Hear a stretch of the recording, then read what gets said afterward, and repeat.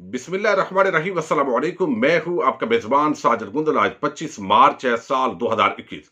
London में नवाज शरीफ रुसवा हो गया। घर के दो भेदियों ने लंका ढा दी है। इस पूरे मामले पर तफसील के साथ आज वीडियो में बात करेंगे। शुगर माफिया के खिलाफ एक एक्शन का आगाज हुआ है, उस पर पहले हम बात करेंगे। आपको याद है कि मौजूदा हुकूमत जब से आई है, कभी आटा माफिया, कभी शुगर माफिया, कभी कोई माफिया, तो मुसलसल ब्यूरोक्रेसी माफिया भी इसके खिलाफ बरसरे पैकार है। पूरी तरह अपोजिशन जमातें तो हमेशा ही कोशिश करती हैं, लेकिन ये तमाम माफिया अपोजिशन के साथ मिलकर ये कोशिश कर रहे हैं कि किसी तरह भी इमरान खान की हुकूमत कामयाब ना हो। और हमने देखा कि यहां पर कमीशन भी बने, रिपोर्ट भी आई, इसके बावजूद किसी बड़े आदमी के खिलाफ एक्शन नहीं हो सका। चूंकि जिसके खिलाफ भी यहां एक्शन होगा, किसी खास तौर पर ऑफिसर के खिलाफ अगर एक्शन होता है तो फौरन अदालत के अंदर जाएगा, उसको स्टे मिल जाएगा। लिहाजा जो हुकूमत है उसका वो जो खौफ, रोब और दबदबा होता है वो कायम नहीं रहता। या तो शहबाज शरीफ की तरह निजाम चलाया जाए, कुछ हिस्सा किक बैक्स कमीशन में से उस ब्यूरोक्रेसी को दिया जाए ताकि वो भी जिंदाबाद के नारे लगाए और काम रुके भी ना और आपको चलता हुआ पूरा मामला नजर आए। लेकिन जब आप इस तरह से उनको कमीशन के अंदर से हिस्सा नहीं देंगे, पकड़ कर रखेंगे, तो फिर वो पूरे निजाम को जाम करने के अंदर कोशिश करते हैं। एक तो जेन्युइन महंगाई है, जिस तरह आलमी मंडी के अंदर पेट्रोल बढ़ जाता है या जो चीजें पाकिस्तान इंपोर्ट करता है, वो दालें हैं, घी है, बहुत सारी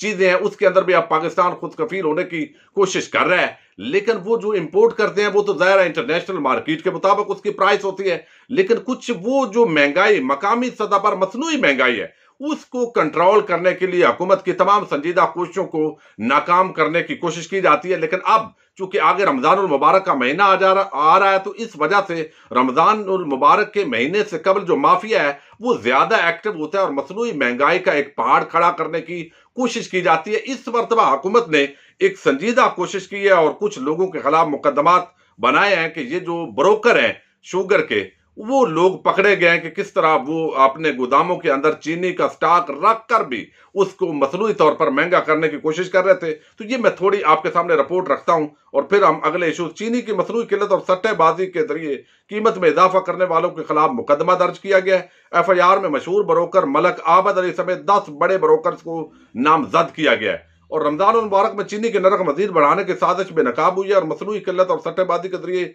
चीनी की कीमत में मुसलसल इजाफे का सबब बनने वाला बड़ा मालियाती ये फ्रॉड सामने आया है। और एक साल में 110 अरब रुपया ये माफिया कमा गया है। और धंधे में तमाम बड़े शुगर ग्रुप सट्टेबाजी की पुष्टबराई में शामिल है, जिसके अंदर तरीन भी है, यानी जहांगीर तरीन का ग्रुप भी है, शरीफों का ग्रुप भी है, अलायंस है, हमजा और अल मुईज ग्रुप भी है, यानी कुछ अपोजिशन में है, कुछ हुकूमत में बैठे हुए हैं। और इस तरह के माफिया इस पूरे मुल्क को एक तरफ सियासी मात पर कंट्रोल करते हैं और दूसरी तरफ यानी खुद ही मजे लेते हैं, महंगाई करते हैं और बाद के अंदर नारे भी खुद लगाते हैं कि मौजूदा हुकूमत महंगाई कंट्रोल करने में नाकाम हो गई है। और ये बात तो दुरुस्त है, FIA ने 32 मोबाइल फोन, लैपटॉप से शवायद हासिल कर ली है और सरकर्दा अरकान के खिलाफ छानबीन हो गई है, गिरफ्तारियां भी हो गई हैं और होंगी और अभी जारी है। उस हवाले से FIA ने 20 टीमें तश्कील दे दी है। शुगर माफिया के खिलाफ मनी लॉन्ड्रिंग का मुकदमा ये दर्ज कर लिया गया है। ये एक अच्छी बात है कि रमजान मुबारक से पहले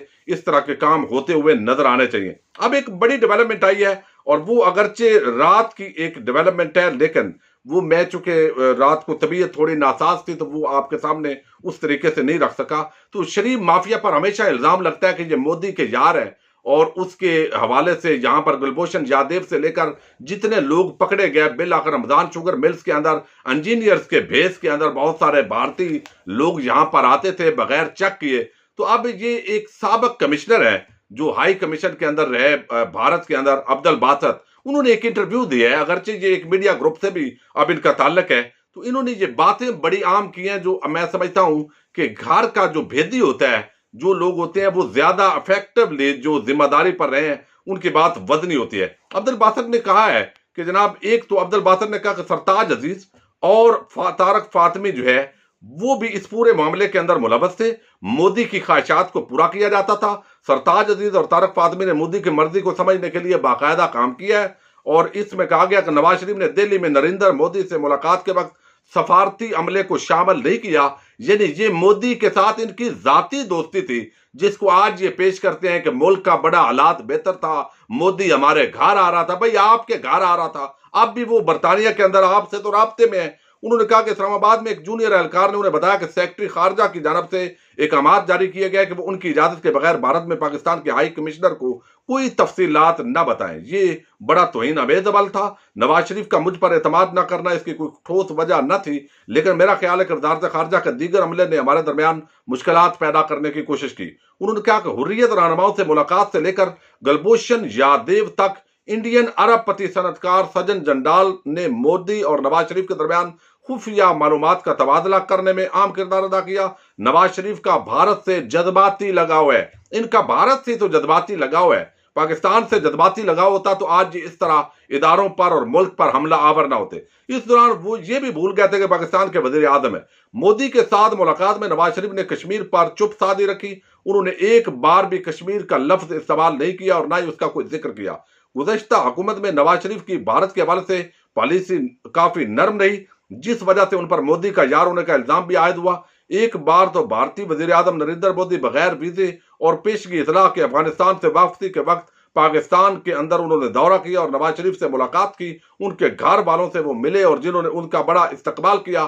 तो पाकिस्तान की वो कहते हैं कि ज्यादा पाकिस्तान के बजाय नवाज शरीफ और शरीफ फैमिली ने मोदी के और भारतीय एहलकारों के साथ जाती ताल्लुकात रखे, जिसका मुल्क को सफारती सतह पर बड़ा नुकसान हुआ। अब ये अब्दुल बासत कह रहे हैं जो जिम्मेदारान है, और इससे पहले भी आपको इल्म है बहुत सारे सफारतकार कह चुके हैं कि ये शरीफ खानदान को मुल्क से ज्यादा अपने भारतीय कारोबारी लोगों के साथ और हुकूमत के साथ जाती ताल्लुकात जो है इन्होंने रखे, जिसके अंदर मिलिट्री सेक्रेटरी और जो आम ऑफिशियल्स होते हैं उनको मुलाकातों के अंदर शामिल नहीं करते थे। अब आपको इल्म है कि नवाज शरीफ बैरून मुल्क जा चुके हैं, लंदन के अंदर हैं, यहां से जाले बीमारी का ड्रामा हुआ, अदालतें, मीडिया सब कुछ इस्तेमाल हुआ और उनको भेजने वाले लोग कौन थे अल्लाह ताला उनको सामने लाएगा कि वो किरदार कौन थे जो उस वक्त इस तरह के माफिया जब जकड़ा जाता है उनकी गर्दन दबोची जाती है तो वो बचाने के लिए एक्टिव हो जाते हैं, वो मुख्तलिफ इदारों के अंदर बैठे होते हैं। लेकिन आज तक ये दावा किया जाता रहा मुसलसल मुस्लिम लीग नून की तरफ से कि नवाज शरीफ बड़े बीमार थे और बीमारी की वजह से अगरचे पूरी पाकिस्तान को पता है कि ये जाली बीमार है, लेकिन इसके बावजूद चूंकि ये बयानिया बनाया जाता था कि वो बीमार हैं और अभी चूंकि कोरोना आ गया इसकी वजह से उनका इलाज नहीं हो सका, अभी वो हॉस्पिटल जाएंगे, उनके चेकअप होंगे। लेकिन मोहम्मद जुबैर जो उनके अपनी जो है वो तर्जमान उन्होंने मुकर्रर किया, उन्होंने माना है, तस्लीम किया है कि नवाज शरीफ वहां पर लंदन के अंदर बीमारी की वजह से नहीं है, यानी बीमारी का मसला नहीं है। उन्होंने खुद ये मान लिया है कि कोई इतने प्लेटलेट्स या कोई इमरजेंसी नहीं है, जबकि यहां पर उन्होंने सरेआम झूठ बोला है। नून लीग पूरी पहले दिन से आज तक झूठ बोलती रही है और जो बंदा इतना बददियानत और झूठा हो वो लीडर के कहलाने के अहल किस तरह हो सकता है, ये बड़ी बदकिस्मती है। और यहां पर वो कहते हैं कि चूंकि फेयर ट्रायल नहीं मिल रहा हमें पाकिस्तान के अंदर, इसलिए नवाज शरीफ वापस नहीं आ रहे। यानी बीमारा जो मामला है वो बीमारी का नहीं है, नवाज शरीफ हट्टा कट्टा है। बाकी जो हार्ट का इशू है, शुगर का, इस तरह के इशूज अमूमन बड़े लोगों को होते हैं, वो उनको है, वो रूटीन का मैटर है, कोई इमरजेंसी नहीं है। ये उनके अपने तर्जमान मोहम्मद जुबैर जो है उन्होंने इस बात को तस्लीम की है कि हमें फेयर ट्रायल नहीं मिलने की तवक्को, इसलिए नवाज शरीफ वहां है। लिहाजा आप देख लो, अदालतों को भी मामू बनाया, इदारों को भी, जहां पर पूरा जो है वो पूरा सीन बनाया, तबका मलामतिया, मीडिया ने एक माहौल बनाया कि नवाज शरीफ अगले ही लम्हे मरने वाला है। तो अब यहां से जो हमारे चीफ जस्टिस अतर मिनल्ला साहब है उन्हें और ज्यादा दुख हुआ और शीरी मदारी जो है उनको आंसू निकल आए। वजीर आजम साहब फरमाते हैं हालांकि जो भी दीन दुश्मन एजेंडा होता है उन पर वो दीदा दलेरी के साथ बात करती हैं, उस पर उनको कोई आंसू नहीं आते। अब उन्होंने बाहर निकाला और अब उसके अपना तर्जमान ये मान रहा है ऑफिशियली कि जनाब बीमारी का मामला नहीं, बल्कि हमें उम्मीद नहीं है कि यहां पर हमें जो है वो मुनसफाना तरीके से ट्रायल हो। तो अब ये अपना इतराफ जुर्म है ये नवाज शरीफ और शरीफ फैमिली की तरफ से। एक और बड़ी डेवलपमेंट हुई, आपको इल्म है, गुज़श्ता रात को, और वो डेवलपमेंट ये थी कि जो इस वक्त नवाज शरीफ ने 15 फरवरी 16 फरवरी को उनके वीजे की डेट खत्म हुई, यानी पासपोर्ट की डेट खत्म हुई है, और उसके बाद उन्होंने अप्लाई किया 15 फरवरी को कि मुझे जो लंदन हाई कमीशन है वहां पर कि मुझे आप नया पासपोर्ट जारी करें। अब एक तरफ ये मफरूर इश्तिहारी है, तो उसका पासपोर्ट आपको इल्म है वजीर दाखिला शेख रशीद ने कहा था कि हम एक्सटेंड नहीं करेंगे। तो अब वो पाकिस्तान के पासपोर्ट की भीख मांग रहा है नवाज शरीफ। लेकिन अब हुकूमत ने, वजारत दाखिला ने सेक्रेटरी वजारत खारजा को एक खत लिखा है और खत के अंदर कहा गया है कि नवाज शरीफ की पासपोर्ट रिन्यू की दरखास्त पर कार्रवाई नहीं की जाएगी। हाई कोर्ट के मुताबिक नवाज शरीफ ऐलान शुदा मुजरम है। नैब के रेफरेंसेस में भी नवाज शरीफ ऐलान शुदा मुजरम है। नवाज शरीफ मफरूर मुजरम है। नवाज शरीफ जब तक अदालत में पेश नहीं होते मजीद रिलीफ नहीं दिया जा सकता। हाई कोर्ट के मुताबिक नवाज शरीफ को 8 हफ्तों की जमानत मिली है। पंजाब हुकूमत ने 8 हफ्ते मुकम्मल होने के बाद जमानत में तोसी नहीं की थी। नवाज शरीफ को सजा की बकिया मुद्दत कोर्ट लखपत जेल में गुजारनी है। नवाज शरीफ सजा से बचने के लिए मुल्क से फरार हुए हैं। नवाज शरीफ के खिलाफ इस्लामाबाद हाई कोर्ट में 3 केसेस, नैब में 1 रेफरेंस है। नवाज शरीफ मुतमईन ना कर सके कि उनका पासपोर्ट मजीद क्यों रीन्यू किया जाए। नवाज शरीफ वापस आना चाहें तो इमरजेंसी ट्रैवल के लिए दरखास्त दे सकते हैं। पाकिस्तानी हाई कमीशन नवाज शरीफ को तहरीरी जवाब दे कि पासपोर्ट रिन्यू नहीं होगा। तो लंदन के अंदर बैठा हुआ शख्स जो बड़ा पाकिस्तानी होने का दावा करता है, हुकूमत ने ये एक दबंग स्टेप लिया है और वो ये कि आपका पासपोर्ट रिन्यू नहीं किया जाएगा। आप पाकिस्तान आना चाहते हैं तो आपको डॉक्यूमेंट दे दिया जाएगा, इमरजेंसी आप ट्रैवल करके पाकिस्तान आए, यहां पर मुकदमात का सामना करें और सिर्फ इनकलाबी होने का जाली इनकलाबी होने के नारे मत लगाएं। हिम्मत करें, हौसला करें। डरपोक नवाज शरीफ पाकिस्तान आओ, अदालतों का सामना करो। अदालतों से वैसे भी आप शरीफ लोग हैं, आपको रिलीफ मिल जाता है और आप मजे करते हो। बी और ए क्लास आपकी मुंतजिर है। ए क्लास के अंदर रहोगे और सरकार आपको नौकर चाकर भी देगी, मजीद आप पर खर्चा भी होगा। आप इतने आसानी के साथ रहोगे, फिर 1 रुपया भी आप हुकूमत को वापस नहीं करोगे। इतनी फैसिलिटीज एंजॉय करने के बजाय आप फिर लंदन में बैठे हो।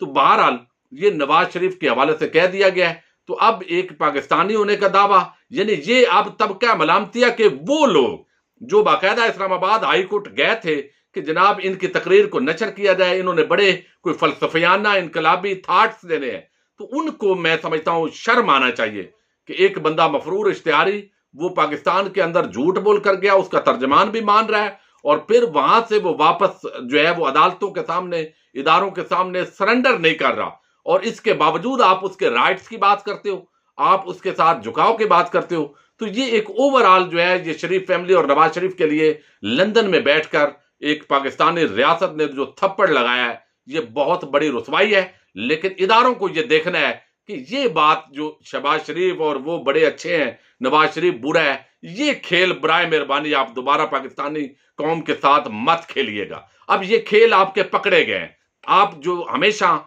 इन सांपों को थोड़ा सा जख्मी करते हो, दोबारा दूध पिलाकर एक नई शेप के अंदर हट्टे कट्टे सूरत के अंदर इस आवाम पर मुसल्लत करते हो। ये खेल खत्म करो। इन बदमाशों का हमेशा के लिए जो है वो सर कुचलने की जरूरत है ताकि एक फ्री एंड फेयर जो डेमोक्रेसी है, हकीकी जमहूरियत इस पाकिस्तान के अंदर बहाल हो और आम आदमी को रिलीफ मिले। अपने मेजबान साजिद गुंजर को नेक्स्ट वीडियो तक के लिए इजाजत दीजिए। अल्लाह हाफिज।